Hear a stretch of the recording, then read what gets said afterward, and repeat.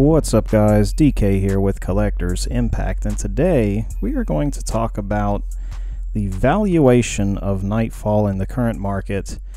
This is November of 2021 just for reference, but yeah, there's a lot of debate right now going on whether MetaZoo's Nightfall is undervalued, overvalued, or what the situation is. There seems to be a lot of people saying that it's undervalued in the current market. And I just wanted to go ahead and share the opinion that I don't necessarily think that that's the case. I think that this product is pretty much valued where the market feels comfortable with it. So therefore, it's not undervalued. I guess a lot of people come to this conclusion simply because the Cryptid Nation first edition set just came out really not too long ago, just several months ago, and it's already worth like $800 to $1,000 a box on any given day at this point for a sealed box, whereas Nightfall is going for anywhere between $200 and $300 for an average of $250 a box. So there's a huge disparity between the prices, so people automatically just go, well, it's undervalued. It could easily reach the levels of Cryptid Nation in no time, the way that Cryptid Nation went up. And well, that is actually possible, because anything is possible, you guys, anything. So that's very much a possibility, but there's just a couple of things that I wanted to go ahead and point out that's different between Nightfall and Cryptid Nation. Number one is that Cryptid Nation is the first set. So it's kind of hard to compete when you're talking about the very first set versus the second set and so on and so forth. The only exception to that, I guess, is Arabian Nights from Magic the Gathering, because Arabian Nights print run was extremely, extremely low. It's just a very rare product in general. As the first expansion of Magic the Gathering, it was a whole different time and era. So there's really no comparison between those kind of launches, in my opinion. This is far, far, far more comparable to the first edition launch of Pokemon base set, and then the launch of first edition Jungle, the first expansion outside of the base set for Pokemon. And I make that comparison simply because this set, you can only get the Obnoxious 9 in the holographic form only. There's no non-holo versions of Obnoxious 9 cards. If you want them in first edition, or if you want the Obnoxious 9 in first edition, they're going to be holo. That's it. Whereas this set took a page out of Pokemon's book. This product actually has non-holographic versions of all of the rare cards, including the Unlucky 13, which are the equivalent of the Obnoxious 9 from here. In terms of the Unlucky 13, you can only get them in holographic or non-holographic. There's no reverse holo variant. So that is the only difference, technically making them slightly rarer. But in comparison to Cryptid Nation, there really is no comparison. The print run for this is half that of Nightfall.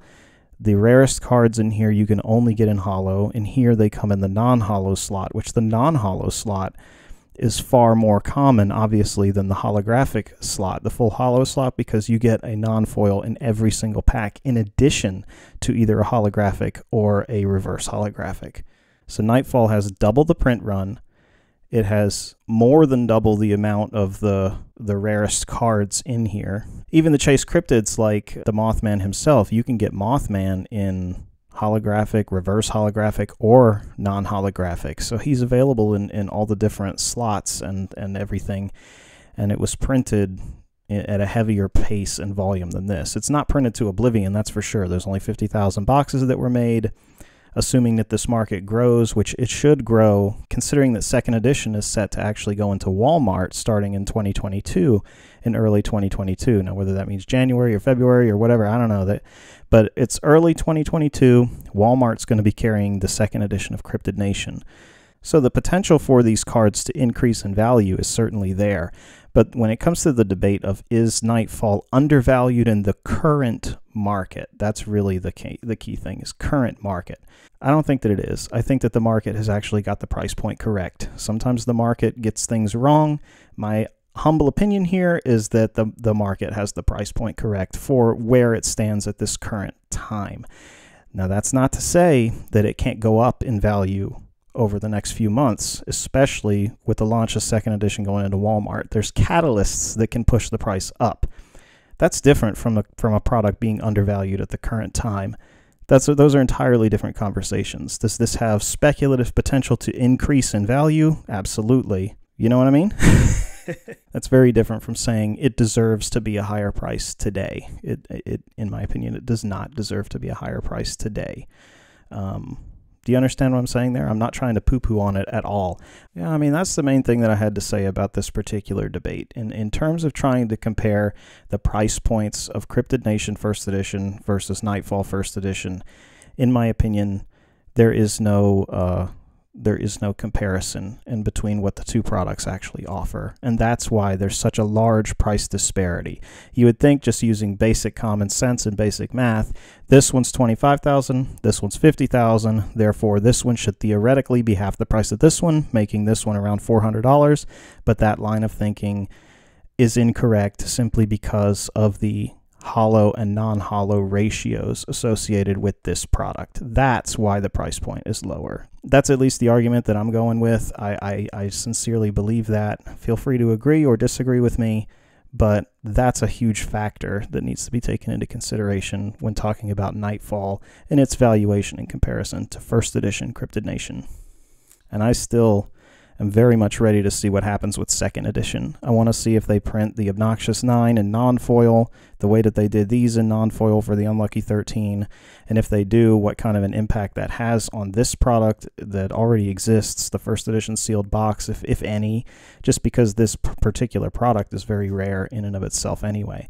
Same thing with the sealed boxes of Nightfall. These will continue to be worth money so long as the game continues to do well and stick around and build in player base. There's no doubt in my mind that these are a solid item to have if you're interested in MetaZoo. So that's not what I'm saying. You get what I mean?